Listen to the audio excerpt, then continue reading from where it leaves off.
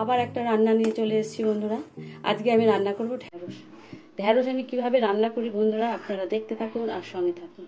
আমি গোটা ঢ্যাঁড়স ধুয়ে নিয়েছি, ধুয়ে ঝুড়ির মধ্যে রেখে দিয়েছি, জলটা শুকিয়ে গেছে একদম, দেখুন একটু জল নেই। তার সাথে লাগবে আমার এখানে পেঁয়াজ নিয়েছি, ধনে পাতা, রসুন কুচি, 3টে কাঁচা লঙ্কা কুচি, আর এখানে টমেটো সস আর চিলি সস, তার সাথে সোয়া সস আছে।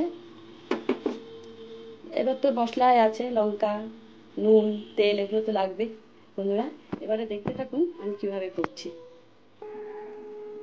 কড়াই গরম হয়ে গেছে, এবার আমি তেল দিয়ে দেবো।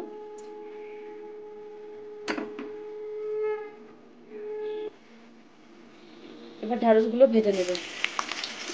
আমি এখানে 500 ঢ্যাঁড়স নিয়েছি, আমি আগে থাকতে ঢ্যাঁড়স ভেজে রেখেছি।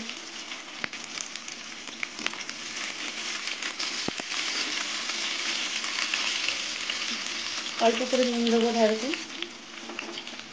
সামান্য নুন দেবো, কারণ সসে নুন আছে, আর পরে আবার নুন দেবো। ঢ্যাঁড়সগুলো একদম লাল লাল করে ভেজে নেবো। নমস্কার বন্ধুরা, সবাই কেমন আছেন? আশা করবো সবাই ভালো আছেন, আমিও ভালো আছি। যে যেখান থেকে আমার ভিডিওটা দেখছেন সবাইকে অসংখ্য ধন্যবাদ। সবাই ভালো থাকবেন, সুস্থ থাকবেন।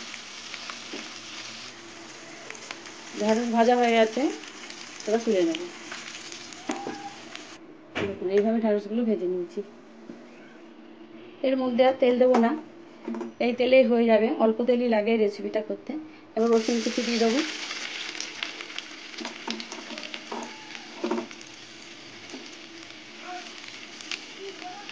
রসুনটা একটু কাঁচা গন্ধটা চলে যাবে সেরকম করে ভাজতে হবে। রসুনটা ভাজা হয়ে গেছে, এবার পেঁয়াজ দিয়ে দেবো।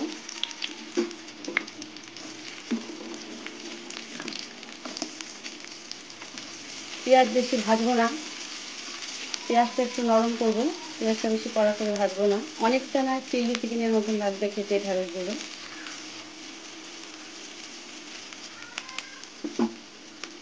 এবার কাঁচা লঙ্কা দিয়ে দেবো।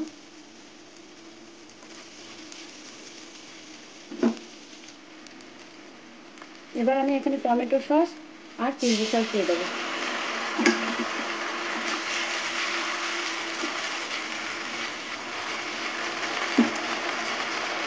এখানে সোয়া সস দিয়ে দেবো 1 চামচের মতো।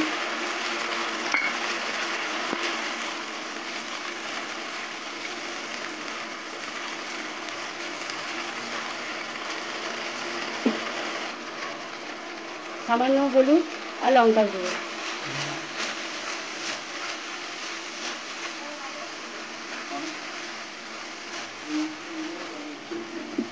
এবার আমি ঢ্যাঁড়স ভাজাগুলো দিয়ে দেবো।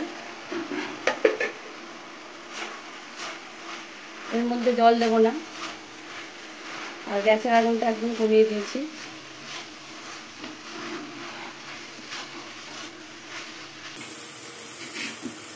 একটু চিনি দিয়ে দেবো, এখানে চিনি দিয়ে দিলাম। সুন্দর গন্ধ বেরিয়েছে, মনে হচ্ছে যেন চিলি চিকেন হচ্ছে। এইভাবে ঢ্যাঁড়স বানিয়ে দেখবেন বন্ধুরা, এটা রুটি পরোটার সাথে খুবই ভালো লাগে, ভাতের সাথে ভালো লাগে না, রুটি পরোটা।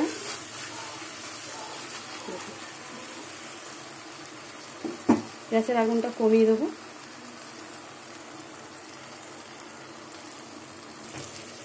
নতুন বন্ধুদের অসংখ্য ধন্যবাদ,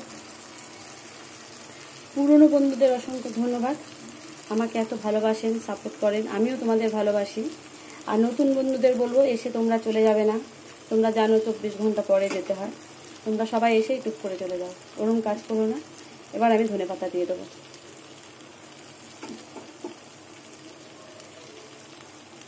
যারা আমার চ্যানেলটিকে সাবস্ক্রাইব করে পাশে আছেন তাদের অসংখ্য ধন্যবাদ।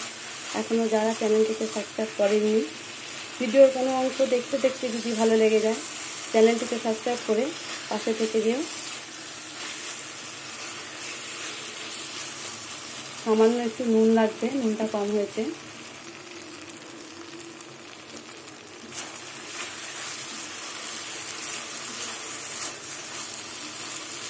এর মধ্যে কিন্তু জল দিলে হবে না, জল দিলে ঘেঁটা ঘেঁটা হয়ে যাবে।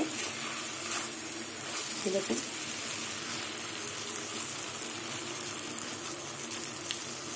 এবার আমি নামিয়ে নেব।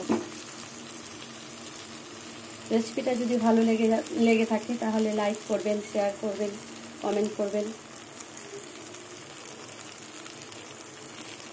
খুব সুন্দর হয়েছে বন্ধুরা, রুটি দিয়ে খুব সুন্দর লাগবে খেতে, রুটি পরোটা দিয়ে।